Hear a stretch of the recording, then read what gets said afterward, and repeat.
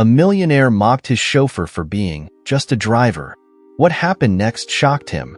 The morning air was crisp, the kind that clung to your skin and whispered the promise of a long, tiring day.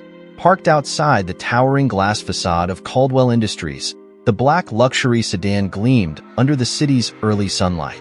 Inside, Michael sat with his hands resting lightly on the wheel, his posture relaxed yet precise, like a man accustomed to long hours of waiting. His uniform was immaculate, every crease in place, his tie perfectly aligned. But behind the dark sunglasses shielding his eyes, there was a quiet intensity, a stillness that seemed to contradict his role as a mere chauffeur. The revolving doors of the building spun open, and Jonathan Caldwell emerged, his usual aura of self-importance leading the way. Jonathan was everything the world expected a millionaire to be, impeccably dressed in an expensive charcoal suit, hair perfectly styled, and an expression that screamed confidence, or perhaps arrogance. His phone was pressed to his ear, his free hand gesturing as he spoke in clipped, impatient tones.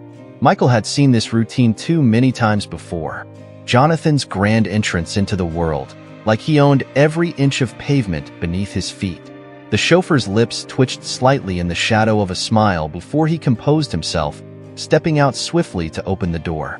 "Morning, Michael," Jonathan said, sliding into the back seat without making eye contact. "Big day today. Important meeting. Try not to drive like an old man, will you?" Michael nodded, his tone even. "Of course, Mr. Caldwell," Jonathan smirked, leaning back against the plush leather seat. "Good, because I have enough to worry about without my driver making me late. Though, I suppose punctuality isn't something you'd understand, being, well, just a driver." There it was, the daily dose of condescension. Michael didn't flinch, didn't even blink. He merely shut the door gently, walked around the car, and settled back behind the wheel.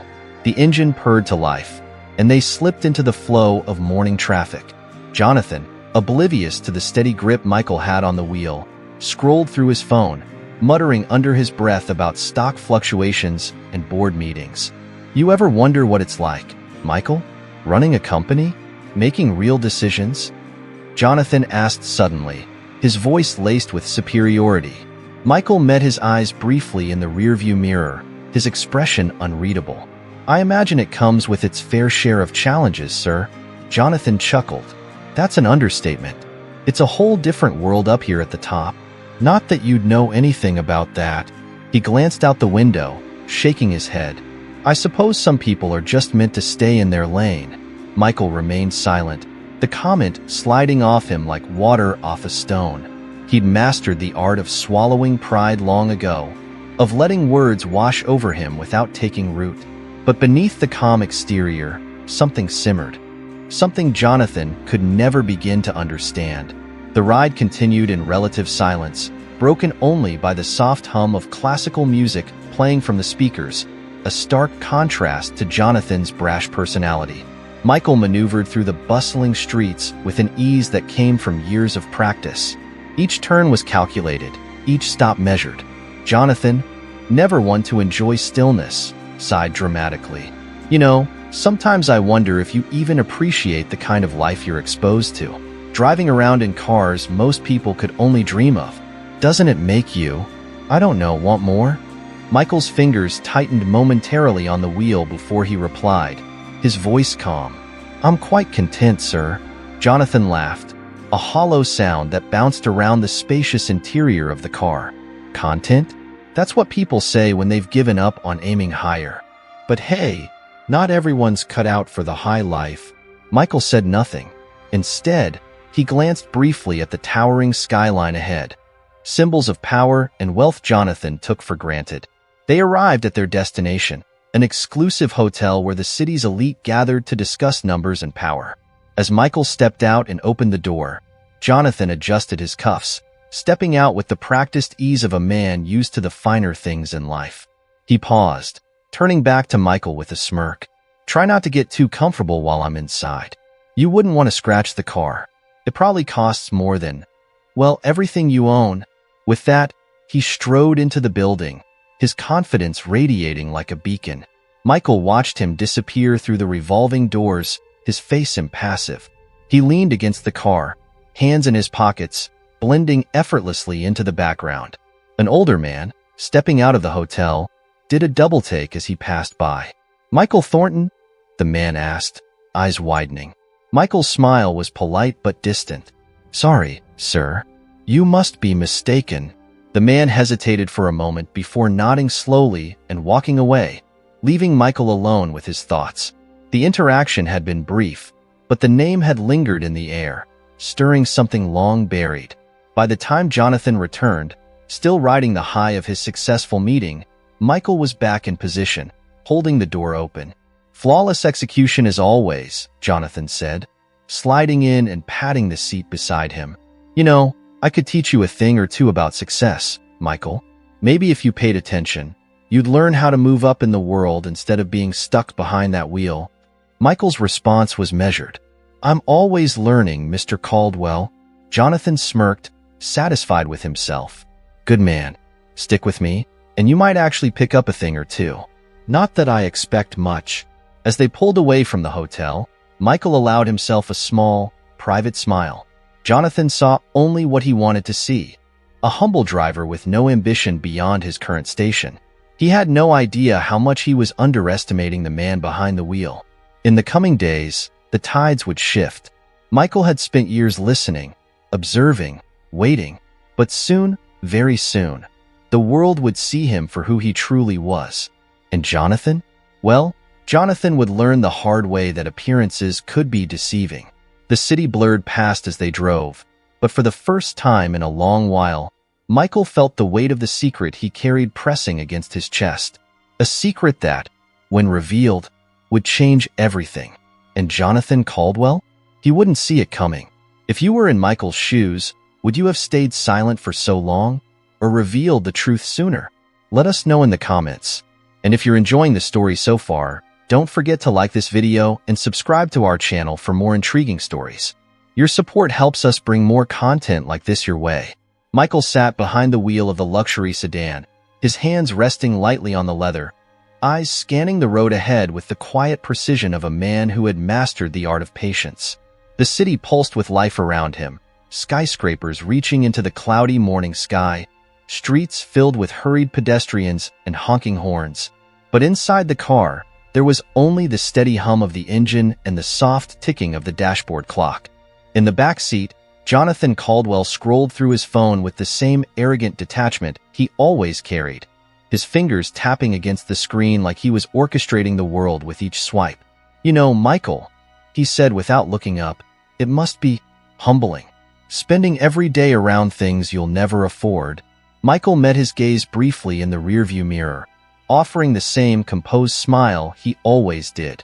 "I suppose it depends on what you value, sir," Jonathan snorted, shaking his head. "Yeah, well, not everyone can live with such low expectations." He paused, a smirk tugging at the corner of his lips. "But then again, I guess that's why you're just a driver." Michael said nothing, just turned the wheel with a measured grace as they slipped into a quieter part of the city. As much as Jonathan enjoyed belittling him, Michael had learned long ago that silence was often the most powerful response.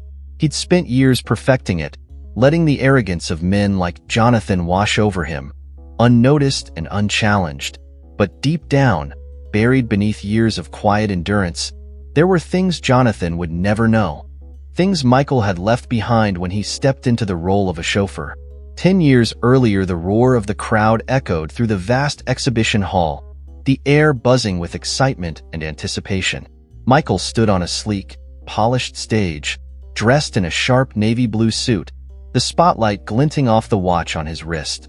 He spoke with confidence, his voice carrying across the room as he unveiled the latest innovation from Thornton Motors, a company that bore his name, one that had been built from the ground up with his vision, his sweat, and his sacrifices. "This," Michael had said back then, holding up a sleek model of the luxury car prototype, "is not just a vehicle. It's a statement, a lifestyle, the future of elegance and engineering combined." The applause had been deafening, the admiration intoxicating. He had once been the face of the luxury car industry, admired, respected, feared even. But success, As Michael had learned the hard way, came at a cost. Rivals who once shook his hand now schemed behind his back. Friends became enemies. And one particularly ruthless competitor had been Jonathan Caldwell's father, a man who played the game without honor, without rules. Michael had fought hard, but the battle had drained him. The empire he had built crumbled under the weight of betrayal and backroom deals he never saw coming. He lost everything: his company, his reputation, his wealth, and when the dust had settled, all that remained was a name that few remembered and a man who had learned to live with his regrets. A honk from behind snapped Michael back to the present. He exhaled slowly, pushing the memories away as he turned onto Park Avenue, glancing briefly at Jonathan through the mirror. Jonathan, oblivious to the history sitting just a few feet away from him, continued talking into his phone, his voice dripping with entitlement. "Yeah, I told them to close the deal by the end of the week. No excuses. If they can't do it, we'll find someone who can." He chuckled smugly, running a hand through his hair. "People don't realize business is about power. You either have it or you don't." Michael's grip on the steering wheel tightened just a fraction, but his face remained impassive. The irony was almost too much to bear. Jonathan, the spoiled son of the man who had ruined him, sitting in the back of his own creation, blissfully unaware of who was really in control. The car slowed to a stop outside an exclusive downtown hotel. As Michael stepped out to open the door, a valet nearby gave him a polite nod, one of recognition. Michael returned it subtly, a flicker of acknowledgement passing between them. He was still known in certain circles, though he never sought attention anymore. Jonathan stepped out, adjusting his cufflinks with a practiced ease. "You know," he said, turning to Michael with a self-satisfied grin, "you could learn a thing or two from watching me. Maybe then you'd understand how the real world works." Michael gave a small nod. "I'll keep that in mind, sir." Jonathan smirked, walking toward the hotel entrance, his confidence unwavering. As soon as he was out of earshot, Michael let out a quiet breath, leaning against the car for a moment. He could play this game for as long as necessary. Jonathan thought he had him figured out, but he didn't have the slightest clue. A figure approached, a well-dressed man in his 60s, his silver hair neatly combed back. He paused beside Michael, giving him a long, searching look before speaking in a low, measured tone. "Still driving, Thornton?" Michael glanced at him, his expression unreadable. "Just enjoying the simple life, Mr. Carrington." Carrington shook his head, a small chuckle escaping his lips. "You were always good at keeping secrets." With that, he disappeared into the hotel, leaving Michael standing there with the weight of his past pressing down on him. Michael sighed, looking up at the towering skyline before slipping back into the car. He had walked away from his empire to find peace, but fate had a funny way of drawing him back in. The secret he carried wouldn't stay buried forever. And when the time came, Jonathan Caldwell would be the first to know the truth. As the day wore on and Jonathan returned, full of his usual bravado, Michael watched him through the mirror, a quiet resolve hardening in his chest. He had once been a king in this world, and someday soon, he would remind everyone exactly who he was. The evening air was thick with the scent of expensive cigars and the low hum of conversations floating through the grand ballroom of the exclusive Silvercrest Club. Crystal chandeliers cast a warm glow over the sea of tailored suits and designer dresses, the clinking of glasses punctuating the polished murmur of business deals and subtle power plays. It was the kind of place where the wealthy came to reinforce their influence and assert their dominance. Jonathan Caldwell's favorite playground. Michael stood outside by the curb, hands resting lightly in front of him, eyes scanning the entrance. Tonight was different. There was an edge to Jonathan's demeanor earlier that day, an extra layer of arrogance when he'd casually mentioned an exclusive event where real players gathered. "I want the car spotless tonight, Michael," Jonathan had said that morning, sipping his espresso with the kind of entitlement only a man born into wealth could possess. "I'm stepping into a world you wouldn't understand, so try not to embarrass yourself." Michael had only nodded, offering his usual polite smile. Now, as Jonathan emerged from the Silvercrest doors flanked by a few influential business magnates, Michael observed silently from his place by the car. His boss, laughing heartily, patted one of the men on the back. I'm telling you, Richard, Jonathan said with a grin. No one appreciates luxury cars like I do. It's all about power, precision, and making a statement. Richard, a silver-haired executive with a commanding presence, chuckled. Oh really, Caldwell? And what do you know about the craftsmanship behind them? Jonathan smirked, adjusting his cufflinks. Well, let's just say I have an eye for quality. It's why I only trust the best brands. He shot a glance at the car, adding, not that my driver here would know the first thing about it. Michael held the door open as the group approached, his face betraying nothing, though inside, something twisted in his gut. He had spent years designing and perfecting the very machines Jonathan now flaunted without a second thought. He remained silent, stepping aside as the men climbed into the vehicle. As the car pulled away from the glittering entrance, the conversation continued in the back seat. Jonathan, eager to impress, launched into an elaborate spiel about his understanding of luxury automotive trends, throwing around terms he'd likely picked up from marketing brochures. The men humored him, nodding along, but Michael caught the fleeting looks they exchanged, small flickers of doubt that Jonathan never noticed. You know, Richard said after a moment, his eyes shifting to the chauffeur, I've always believed the people closest to the cars have the best insight. What do you think, Michael? How does Caldwell's knowledge hold up?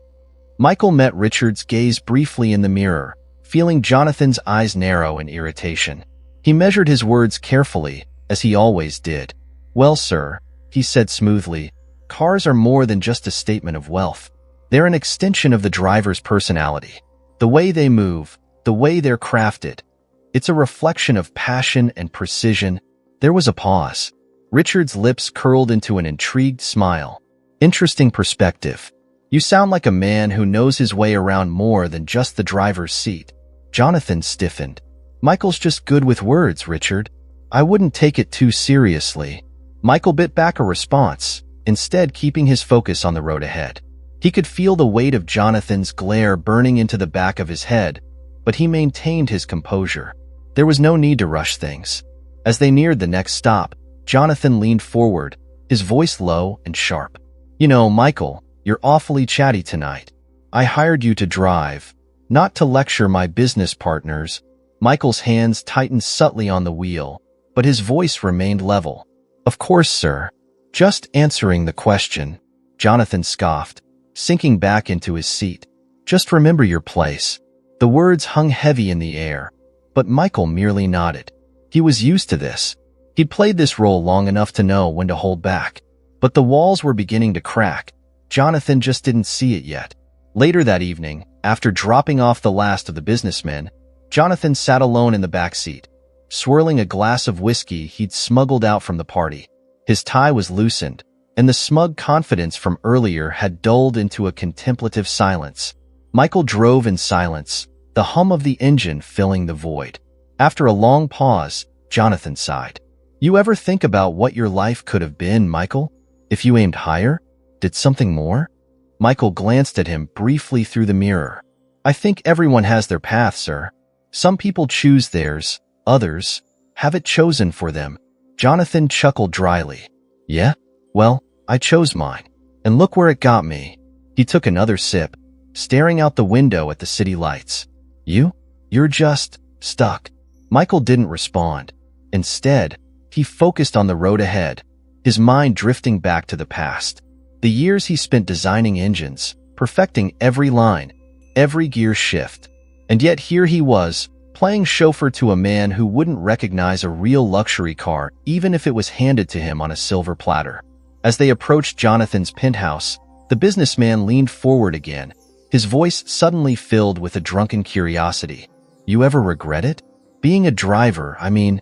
Michael allowed himself the smallest smile. Not at all, sir. Sometimes, the best vantage point is from the passenger seat. Jonathan laughed, oblivious to the deeper meaning hidden beneath the words. You're a strange one, Michael. But hey, as long as you know your place. The car came to a smooth stop outside the towering building, and Michael stepped out to open the door. Jonathan lingered for a moment, staring at his driver with a peculiar expression before finally stepping out and disappearing into the lobby. As the glass doors closed behind him, Michael stood there, looking up at the massive structure Jonathan called home. He let out a slow breath, his fingers grazing the car's sleek exterior. "Know my place," he muttered under his breath, a faint smile tugging at his lips. Jonathan had no idea. Not yet. Michael pulled the luxury sedan up to the grand entrance of Caldwell Industries, his movements precise, effortless, as if he had done this 1,000 times before. The towering glass building loomed overhead, reflecting the city's morning bustle in its pristine surface. He adjusted his cuff, ensuring not a single crease marred his uniform, before stepping out with his usual quiet grace to open the rear door.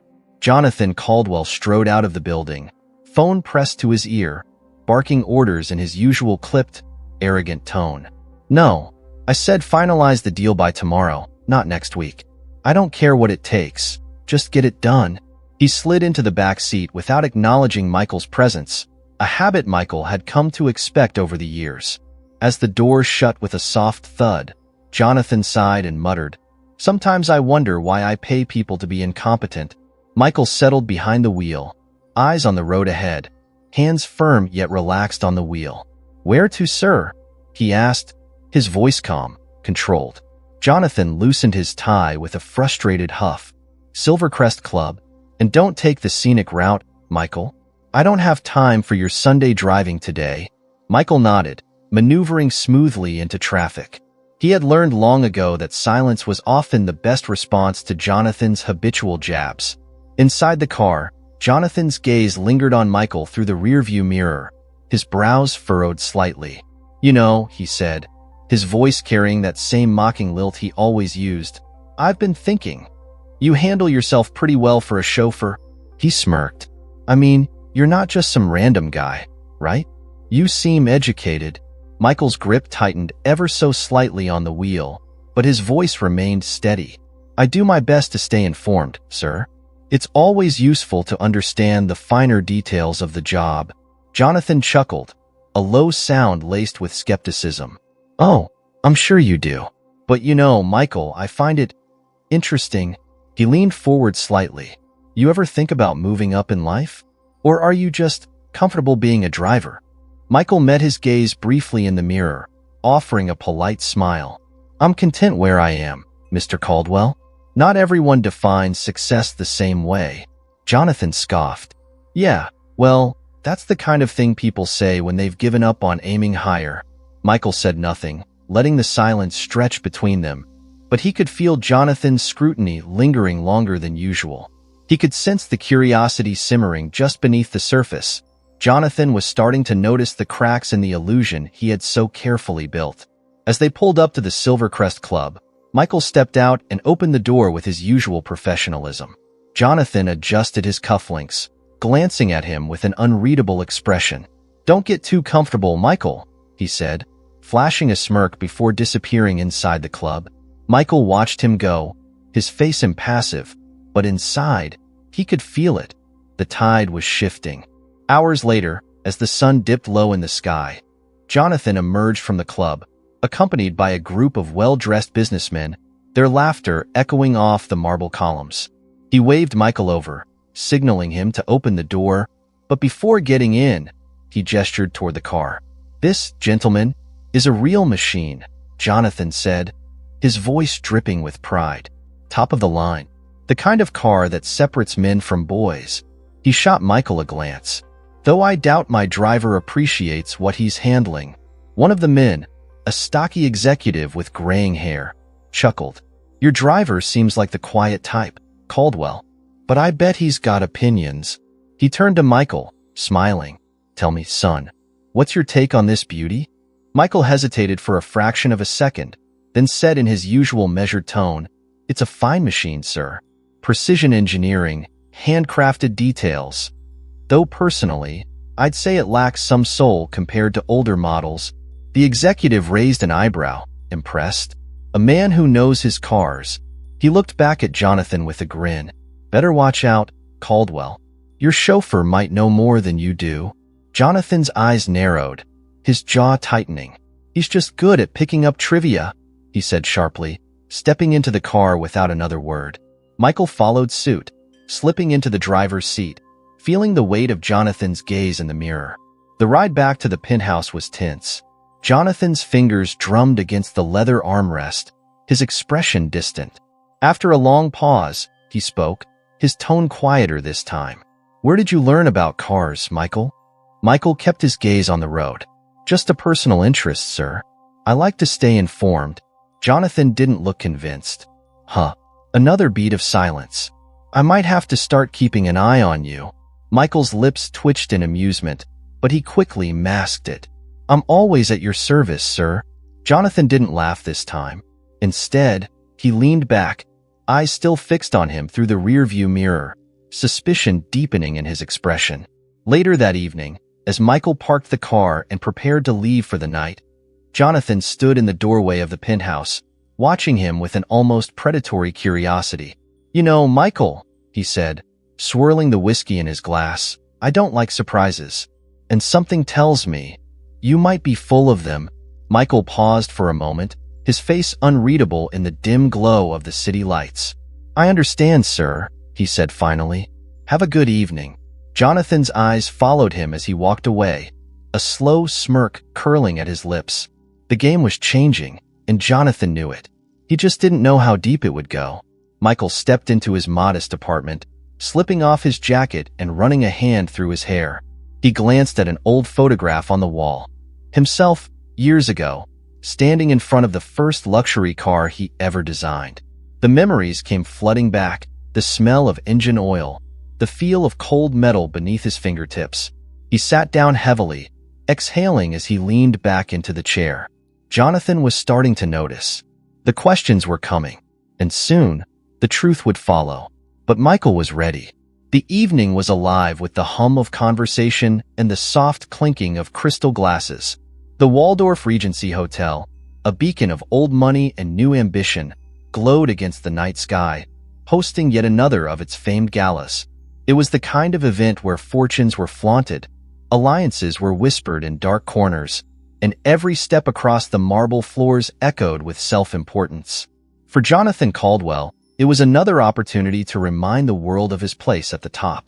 Michael stood outside, near the sleek black sedan he had driven 100 times before. The crisp evening air brushed against his face as he observed the well-dressed guests stepping out of limousines, their laughter mingling with the faint sounds of a distant orchestra playing inside. He adjusted his cufflinks, his posture as impeccable as ever, a silent observer of a world he once belonged to. Jonathan's voice carried through the entrance before he even stepped out. "And that, gentlemen, is why success isn't given. It's taken." A chorus of polite laughter followed as Jonathan emerged, flanked by a group of influential businessmen. His suit was tailored to perfection, his smile sharp, his confidence radiating in waves. He barely glanced at Michael as he walked past, but a glint of something more than usual flickered in his eyes. Mischief. Michael, as always, opened the car door with precision. "Good evening, sir," he said, his voice measured. Jonathan waved a dismissive hand. "Ah, Michael, there you are. Keeping busy, I hope? Wouldn't want you getting too comfortable." Michael smiled politely. "I'm always at your service, sir." Jonathan chuckled and turned to his companions. "You see, that's why I keep him around. He knows his place." He glanced at Michael again, a smirk tugging at his lips. "Or does he?" The men around him laughed, clearly enjoying the joke, and Michael remained impassive, years of experience allowing him to weather such moments with grace. As the evening unfolded, Michael waited by the car, watching the steady flow of high society through the grand entrance. The warm glow from the ballroom windows painted the sidewalk in soft gold, but inside, a different game was being played. Inside the ballroom, Jonathan held court with ease, a glass of scotch in one hand and his other gesturing dramatically as he recounted one of his many business victories. The crowd around him listened attentively, eager to align themselves with his power and influence. And then, with a mischievous glint in his eye, Jonathan's gaze drifted toward the entrance. "You know," he said, his voice loud enough to turn a few heads, "I have the most interesting chauffeur. Guy acts like he knows more about cars than the people who actually buy them." He laughed, and the others joined in. "Let's bring him in, shall we? Might be fun." A few of the executives chuckled, intrigued. One of them, A graying gentleman with an air of old money raised an eyebrow. "Bring him in, Caldwell. Let's hear what he has to say." Jonathan grinned, feeling the weight of the room behind him. "Michael," he called out, his voice carrying over the music and chatter. Outside, Michael heard his name, and for a moment, a flicker of something passed across his face. Annoyance? Amusement? Perhaps both. He stepped inside, his polished shoes clicking against the marble as he approached Jonathan and the circle of expectant faces. Jonathan smirked, waving a hand theatrically. "Ladies and gentlemen, meet Michael, my chauffeur." And, apparently an automotive expert, he leaned in, his voice dripping with condescension. "Come on, Michael, why don't you tell us what you think about these beauties on display tonight?" Michael took a moment, his gaze sweeping over the lineup of luxury cars displayed around the ballroom. The crowd quieted slightly, waiting for his response. He stepped forward, standing tall, his voice steady but carrying an undertone of quiet authority. "This one," Michael gestured toward a sleek black coupe, "is impressive, no doubt.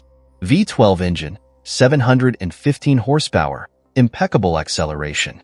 But," he paused, running his fingers lightly over the hood, "the balance is off. At high speeds, the handling can get a bit loose. It's a beauty, but not without its flaws." A murmur rippled through the group. Jonathan's expression faltered, but he quickly recovered. "And what about this one?" He gestured to another, a flashy red convertible. Michael smiled slightly. "All style, not much substance," he said. "Under the hood, it's got power, but the aerodynamics are a bit lacking. It's designed for the city, not the track." The executives exchanged impressed glances. One of them, clearly knowledgeable in the automotive world, nodded in agreement. "He's not wrong," he murmured to another. Jonathan's smirk thinned. He had expected Michael to fumble, to embarrass himself. Instead, the chauffeur was stealing the spotlight. Feeling the shift in the room, Jonathan clapped Michael on the back with forced camaraderie. Well, Michael, maybe you missed your calling." His laughter was hollow, and Michael met his gaze with an unreadable expression. "I just pay attention, sir," Michael said simply. "After all, I spend a lot of time around these cars." Jonathan drained the rest of his drink and set it down with a little too much force. "Well, let's not bore everyone with too much technical talk," he said, steering the conversation back to himself. But the moment had already passed. The air had shifted, and Jonathan knew it. As the evening wound down, Jonathan exited the hotel, his mood darker than when he had arrived. He slid into the back seat, silent for a moment before finally speaking. "You enjoyed that, didn't you?" he asked, his voice low and sharp. Michael started the engine smoothly. "I was just answering your question, sir," Jonathan scoffed, leaning back. "You think you're clever, don't you? But don't forget, you're just the help." Michael's eyes flicked briefly to the rearview mirror, his expression unreadable. "Of course, sir." Jonathan stared at him for a long moment, as if trying to decipher something that had been hiding in plain sight all along. He didn't like it. As they drove through the city streets, Michael felt the weight of Jonathan's gaze on him, the seeds of doubt growing. He knew tonight had rattled his employer in ways he hadn't intended, yet, in the rearview mirror, Jonathan's expression was no longer one of amusement. It was something closer to suspicion. Michael's grip on the wheel remained steady. He had played his part well, but the night's events had shifted the balance. The game was beginning to change, and soon, Jonathan would realize he had been playing against the wrong opponent all along. The evening air was thick with the scent of rain, the pavement outside Caldwell Industries slick and gleaming under the city lights. Michael stood beside the sleek luxury sedan, his hands resting lightly at his sides, his face unreadable as always. Inside the towering glass building, Jonathan Caldwell was deep in conversation with a group of executives, his voice carrying through the grand lobby with the kind of arrogance that had become his signature. Tonight was different, though. Michael could feel it in the way Jonathan's laughter carried. A little too loud, a little too forced. The undercurrent of tension that had been building between them for weeks was reaching its inevitable breaking point. And Michael was ready. As Jonathan finally emerged from the building, his expensive shoes clicking against the wet pavement, He waved off the hovering assistants and sauntered toward the car. "Long night, Michael," he muttered, rubbing his temples. "Drive smooth. My head's killing me." Michael opened the door, waiting until Jonathan was settled inside before slipping behind the wheel. The car eased into traffic with effortless grace, gliding through the neon-lit streets of the city. For a while, there was silence, just the soft hum of the engine and the rhythmic swish of windshield wipers. Then, Jonathan spoke. "You know, Michael," he said, his tone casual but probing, "I've been thinking. You've been with me for a while now, and yet, I don't know a damn thing about you." He paused, studying Michael's reflection in the rearview mirror. "Isn't that strange?" Michael's hands remained steady on the wheel. "I prefer to keep things professional, sir." Jonathan chuckled, but there was little humor in it. "Professional? Maybe, but I did a little digging. And guess what? There's not much to find." He leaned forward slightly, his voice dropping. "In fact, it's like you didn't exist before you started working for me." Michael said nothing, his eyes locked on the road ahead, but Jonathan wasn't finished. "Funny thing, though," he continued, swirling the whiskey in his tumbler, "I ran into an old friend of yours, Carrington. He remembers you, but not as a driver."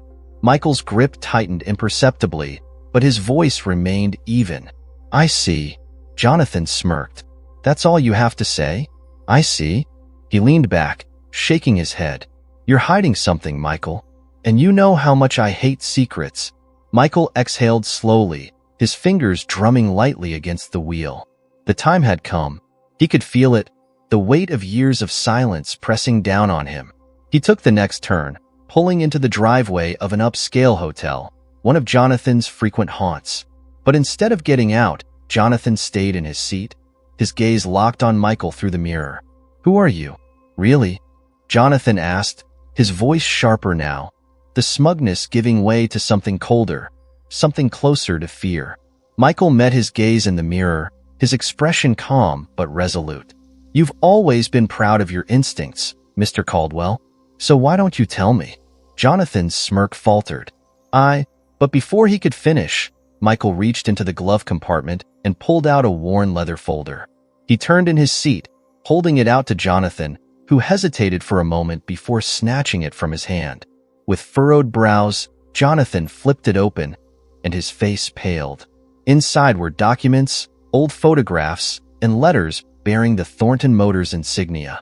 Blueprints with Michael's name scribbled in the corner. Pictures of him standing in front of gleaming luxury cars, his cars.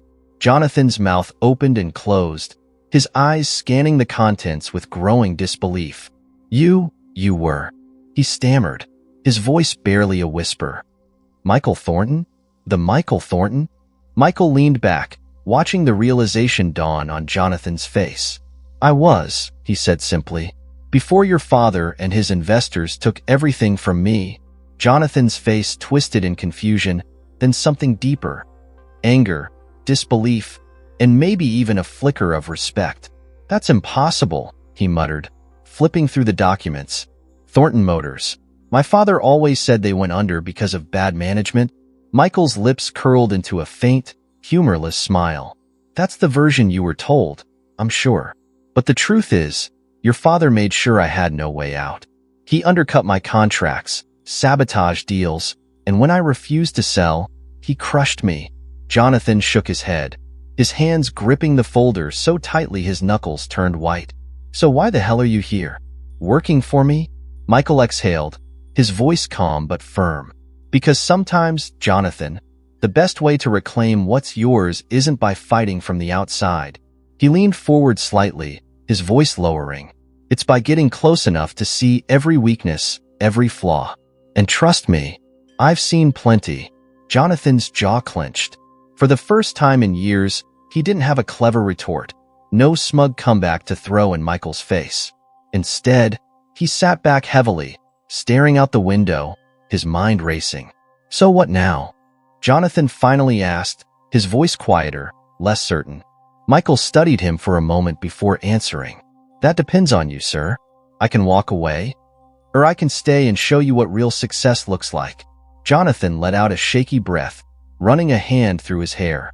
He had spent so long underestimating the man who sat just a few feet away from him. And now, it was clear. Michael Thornton wasn't just a chauffeur. He was the man Jonathan had unknowingly been competing with his entire life. After a long silence, Jonathan chuckled softly, shaking his head. "Damn, you really had me fooled." Michael smiled faintly. "It's not the first time." Jonathan's laughter faded, his eyes narrowing. "You think you've won, don't you?" Michael turned back to face the road, the engine purring to life beneath his touch. "Winning isn't always about coming out on top, Mr. Caldwell. Sometimes, it's about making sure the other guy realizes what he's lost." Jonathan stared at him, processing the weight of those words as the car pulled away from the hotel. The game had changed, and for the first time in a long time, Jonathan Caldwell wasn't sure he was the one in control. As the city lights blurred past, Michael allowed himself a small, satisfied smile. The truth was out, and Jonathan would never see him the same way again. The low hum of the luxury sedan's engine filled the silence as Michael drove through the winding streets of the city. The weight of the conversation they just had hung in the air like a thick fog. Jonathan Caldwell, usually brimming with self-assurance and unshakable arrogance, sat in the back seat with a faraway look in his eyes, his fingers drumming absently against the worn leather folder resting on his lap. Inside it lay undeniable proof of a reality he had never imagined. His chauffeur, the man he had spent years belittling, was once Michael Thornton, the visionary behind the very luxury cars he so proudly flaunted. Jonathan broke the silence first, his voice quieter than usual. "So, all this time, you were just sitting there, watching me, listening to me. What for?" His eyes met Michael's through the rearview mirror, and for once, there was no condescension, just genuine curiosity. Michael kept his gaze on the road, his expression unreadable. Sometimes, Mr. Caldwell, the best way to understand a man is to see how he treats the ones he thinks are beneath him. Jonathan scoffed lightly, shaking his head. "And what have you learned about me then, Michael? Since you apparently know everything." Michael took a moment, as if choosing his words carefully. "I've learned that power without purpose is empty, that money doesn't equal respect, and that you're still chasing something you'll never find in boardrooms or bank accounts." Jonathan frowned, his usual bravado flickering, replaced by something closer to self-doubt. He let out a dry laugh, rubbing his temple. "You're enjoying this, aren't you? Watching me squirm." Michael's lips curved into a faint smile. "I wouldn't say that, sir, but I do think it's about time you took a closer look at the world outside your bubble." Jonathan stared at him for a moment, then turned to look out the window. The city blurred past in streaks of neon and concrete, and for once, it didn't feel as comforting as it used to. He had always seen himself as untouchable, a force to be reckoned with, but tonight, that illusion had shattered. He glanced back at the folder in his lap, flipping it open once more. The photos of Michael standing proudly in front of Thornton Motors headquarters, shaking hands with industry giants, giving keynote speeches, every image was a stark contrast to the man behind the wheel now. Jonathan couldn't reconcile the two, and it unsettled him more than he cared to admit. "You could have walked away," Jonathan said after a long pause. "Started over somewhere else. Why stay? Why this?" He gestured around the car, frustration seeping into his tone. "Driving for me of all people?" Michael's fingers flexed slightly on the wheel, his voice calm but firm. "Because walking away isn't always the answer. Sometimes, the only way to make things right is to confront them head-on." Jonathan shook his head, sinking deeper into his seat. "And what? You think you're here to teach me a lesson? To humble me or something?" Michael's eyes flickered to the mirror again, his gaze steady. "Not exactly. But maybe it's time you asked yourself why you feel like you need one." Jonathan's jaw tightened, and he turned back toward the window, letting Michael's words settle. He didn't like feeling out of control, and Michael had flipped the script on him entirely. The dynamic had shifted, and Jonathan wasn't sure how to reclaim his footing. The car slowed to a stop outside his penthouse. The valet on duty recognized them instantly, rushing forward to open the door, but Jonathan didn't move. He sat there, staring straight ahead, deep in thought. "You said my father crushed you," Jonathan said quietly, his voice lacking its usual arrogance. "But you're still here. "So what do you want from me, Michael?" Michael turned slightly in his seat, meeting Jonathan's gaze. "I want you to understand that real success isn't built by stepping over others. It's built by lifting them up." Jonathan studied him for a long moment, something flickering behind his eyes, something almost vulnerable. Then, with a heavy sigh, he shook his head and stepped out of the car. As the door shut behind him, he paused, turning back to Michael. "You know, I always thought I had everyone figured out. But you're a different breed." Michael smiled faintly, nodding. "Good night, Mr. Caldwell." Jonathan didn't respond. He simply walked into the towering building, his silhouette disappearing into the golden glow of the lobby. Michael watched him go, his expression contemplative. He knew the seeds of doubt had been planted in Jonathan's mind, and now it was only a matter of time before they took root. Inside the penthouse, Jonathan tossed the folder onto the sleek glass coffee table and poured himself a drink. He stared at the papers, the photographs, the undeniable truth staring back at him. He felt like a fool. Years of smug superiority, of mocking Michael, and now realizing he had been sitting on a ticking time bomb all along. He downed the drink in one go, his throat burning, and sank into the couch. He wanted to be angry, wanted to lash out, but deep down, he knew the anger wasn't toward Michael. It was toward himself. His phone buzzed with a notification. Another business meeting. Another opportunity to flaunt his wealth and power. But for once, he didn't feel the usual thrill. Instead, he felt empty. Meanwhile, Michael drove through the quiet streets, his mind replaying the events of the night. He had expected Jonathan to react with more hostility, more resistance. But instead, there had been something different, something almost resembling introspection. Michael parked the car outside his modest apartment, stepping out and taking a deep breath of the cool night air. He leaned against the car for a moment, staring up at the stars peeking through the city's smog. Tonight had been a step forward. He wasn't here to destroy Jonathan Caldwell. He was here to make him see a different path. He knew change wouldn't happen overnight. Jonathan was too entrenched in his ways, too accustomed to control. But Michael had patience. He had spent years waiting for the right moment, and now, the wheels were finally in motion. As he walked up the stairs to his apartment, Michael allowed himself a rare moment of satisfaction. The game had changed, and for the first time, Jonathan was the one struggling to keep up.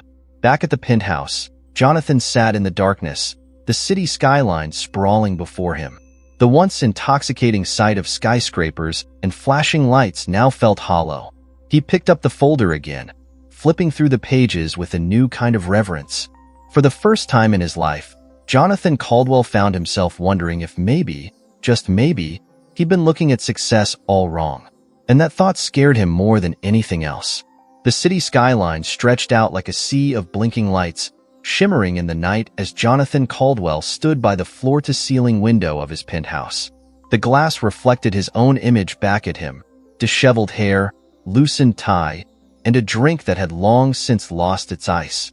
On the coffee table behind him, the folder Michael had given him sat open, its contents spilling across the smooth glass like ghosts from a past he had never known. Michael Thornton. Jonathan ran a hand through his hair, pacing slowly. The revelation gnawed at him. How had he been so blind? The man he had ridiculed for years, dismissed as just a driver, was actually the architect of the very industry Jonathan claimed to dominate. And now, here he was, stripped down to the truth and left with nothing but his own reflection staring back at him. He took another sip of his whiskey and exhaled sharply, his mind replaying every smirk, every snide remark he'd thrown Michael's way. They felt heavier now, more weighted, laced with an ignorance he could no longer ignore. He had always prided himself on being sharp, always being in control, but control had slipped through his fingers the moment Michael handed him that folder. A buzz from his phone pulled him from his thoughts. He glanced at the screen. An invitation to an exclusive business dinner tomorrow night. Normally, he'd jump at the chance to flaunt his success, to rub elbows with the elite. But tonight, it felt hollow. His gaze drifted back to the folder. The photos, the press clippings, the handwritten notes in the margins of blueprints. Michael wasn't just anyone. He was a man who had built something from the ground up, only to have it stolen from him by the very empire Jonathan's father had helped create. And now, he sat in the driver's seat of his own downfall, watching silently as Jonathan paraded himself as the king of a kingdom built on lies. A knock at the door broke the silence. Jonathan hesitated before crossing the room, opening it to find Michael standing there, still in his uniform, looking as composed as ever. "Late night, sir?" Michael asked, his voice calm but carrying the weight of something unspoken. Jonathan stared at him for a long moment before stepping aside, gesturing for him to come in. "I suppose it is," he said quietly. Michael entered, his eyes scanning the penthouse briefly before settling on the scattered documents on the table. He walked over and picked up one of the blueprints, running a finger over the faded ink. "I designed this myself," he said softly. "Every curve, every line. I knew every bolt in that engine like it was a part of me." Jonathan leaned against the counter, arms crossed. "And my father took it from you," he said, his voice devoid of its usual arrogance. Michael nodded, but there was no bitterness in his eyes, only a quiet resilience. "Your father was a businessman. He saw an opportunity, and he took it." He placed the blueprint back on the table carefully. "But I let him. I didn't fight hard enough." Jonathan watched him, feeling a pang of something he wasn't used to, guilt. "Why'd you stay, Michael?" he asked after a beat. "Why stick around and do this? Be my driver?" Michael chuckled lightly, shaking his head. "I wanted to see what kind of man you'd become without your father in the picture. Whether you'd be different." Jonathan swallowed hard, feeling the weight of the words. "And? What do you see now?" Michael regarded him for a long moment before answering. "I see a man who's realizing he's been chasing the wrong things. Power, prestige. They don't mean much if you don't understand the value of what you have." Jonathan exhaled sharply, rubbing his temple. "And what? You think I can just turn it all around overnight?" Michael smiled faintly. "No, but I think you can start." Jonathan fell into silence, staring out at the city beyond the window. The weight of his father's legacy had always been a burden, but tonight, it felt suffocating. "So what do you suggest, Michael? How do I fix this?" Michael leaned against the table, his gaze steady. "You start by owning your mistakes, acknowledging what was taken, and finding a way to make it right." Jonathan scoffed lightly. "And if I don't?" Michael's expression didn't change. "Then you'll be just another rich man with no real legacy to leave behind." Jonathan let the words sink in, the truth cutting through him like a blade. He had spent so much of his life trying to outshine his father's reputation, but in the end, he had only been living in his shadow. Michael's words hit deeper than he wanted to admit. He walked over to the bar, pouring himself another drink, then paused. After a moment, he set the glass down, untouched. "You're right," he said, his voice quieter than before. "I've spent years trying to prove something that doesn't even matter." Michael said nothing, simply watching as Jonathan wrestled with his own thoughts. Jonathan turned to him, a new determination in his eyes. "I don't know where to start," he admitted, "but I think I want to try." Michael nodded, a small smile tugging at the corners of his lips. "That's a good place to begin." The silence stretched between them, but it was no longer uncomfortable. It was the silence of understanding, of change beginning to take root. Jonathan glanced at the folder on the table once more before turning back to Michael. "So, what happens now? You take back your empire? Buy me out?" Michael shook his head.